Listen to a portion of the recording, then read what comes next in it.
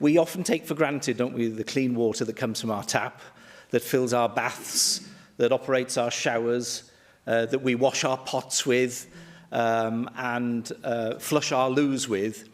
But you can imagine the disruption that our constituents faced when they were offline from being able to flush a loo for up to 5 days. It was horrible.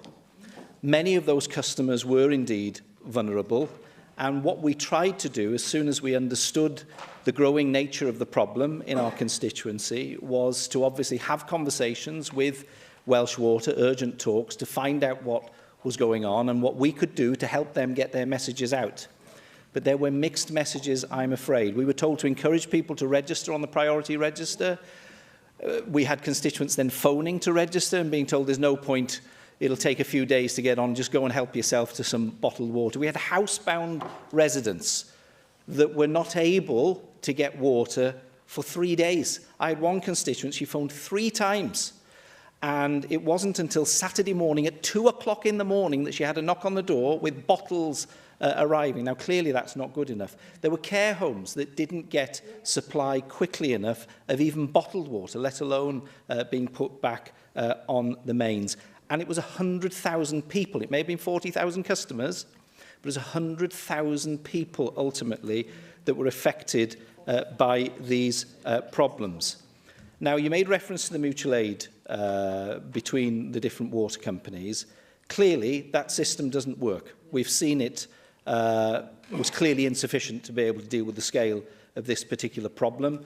We were told that there were sourcing issues in terms of trying to get bottled water, and yet it seemed that local retailers were able to find it very, very easily in order to refill their shelves. So there's clearly a challenge there to Welsh Water about how they handled those supply chains.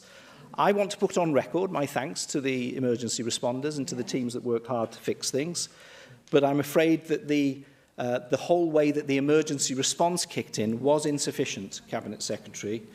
Schools didn't get their supplies. That causes disruption then for parents being able to not go into work because they've got childcare issues to sort out. Park home sites, Cabinet Secretary. So park home sites are sites where the business owner is the only customer, and then he supplies the park home residents on that site. They're residential people, some of them with severe needs, but they didn't get the priority response that they needed. We also know that the Chief Executive didn't get out to actually visit the community at all throughout the whole duration of this exercise.